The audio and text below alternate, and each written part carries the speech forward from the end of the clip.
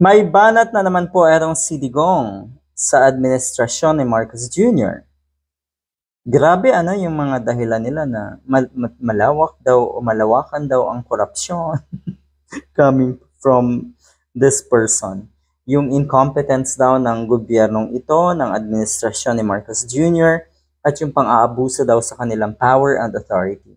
Coming from somebody like Duterte, etong mga salitang ito, hindi po ba kayo pinangingilabutan na parang it describes best of you bilang dating leader din?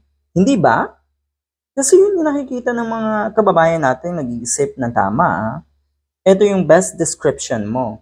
So before you even look at how others lead our country or how other politicians work for the betterment of our country, abay tignan niyo po muna ang sarili niyo. Dahil talagang hindi bagay na ito'y nanggagaling sa inyo. So totoo yung mga sinasabi ng mga kababayan natin. Ang mga katulad ni Digong, yung tipong galit ko na sa droga, pero sa kanila nagsimula ang droga.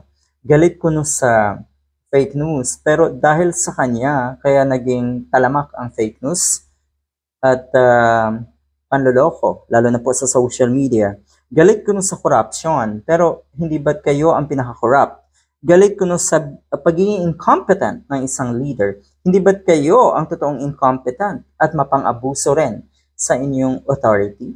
O diba? Ano to? Anong kalokohan to, Mr. Duterte?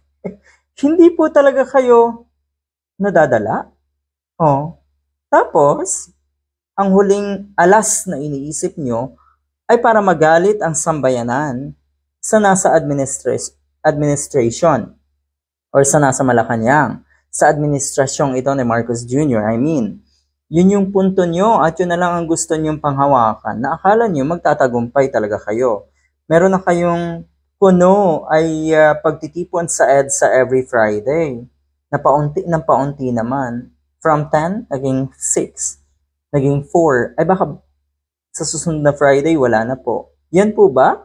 Yan bang kabiguan na yan ang nag-uudyok sa inyo para lalo kayong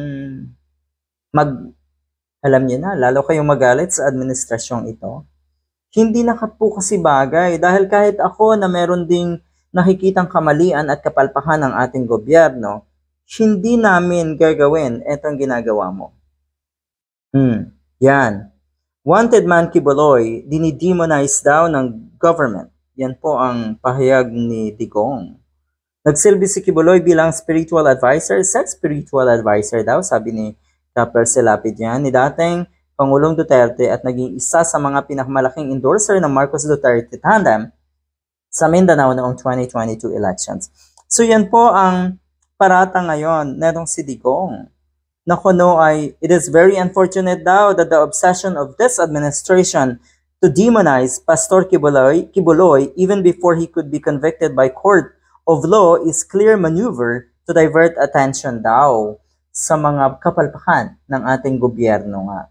Ito daw ay para matabunan yung kapalpakan ng ating gobyerno. Pero alam niyo po, Mr. Duterte, ang gusto rin ng taong bayan ay maparusahan at hindi maibaon sa limot etong mga karumal-dumal na akusasyon na ito kay Kibuloy.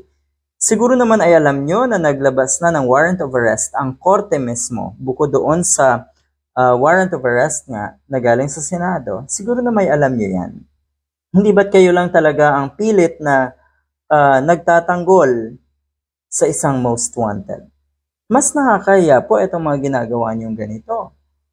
Okay? Dahil kung ito lang daw ang pinagtutuunan ng pansin ng ating gobyerno, ay talaga lang, ito lang ba? Ay kayo po, ano po ba yung isang bagay na pinagtuunan nyo lang ng pansin nung kayo ay presidente? 'Di ba? Para ibagsak lalo at para kumonte yung mga naniniwala sa Vice President na si Atty. Leni Robredo doon nung panahon na yun. Di ba yun ang focus nyo rin?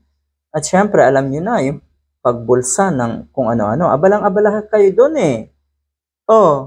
Tapos ngayon, ganito ang paratang nyo na dahil daw sa corruption, sa pagiging incompetent, at sa pang-aabuso daw ng administrasyong ito, Yan daw ang gustong kalimutan ng taong bayan. Siguro na may alam ng taong bayan kung sila ay inaagrabyado na at inaabuso na. Wala pa tayong masyadong naririnig na matinding pang-aabuso ng gobyernong ito kumpara sa pang-aabuso na ginawa ng si Digong. Pero yan ang inangal-ngal ng mga diehard na nasa social media, mapang-abuso daw. At syempre, alam niyo naman, hindi titigilan ng mga yan yung issue ng pagiging bangag ng nasa Malacanang. Ang babaw.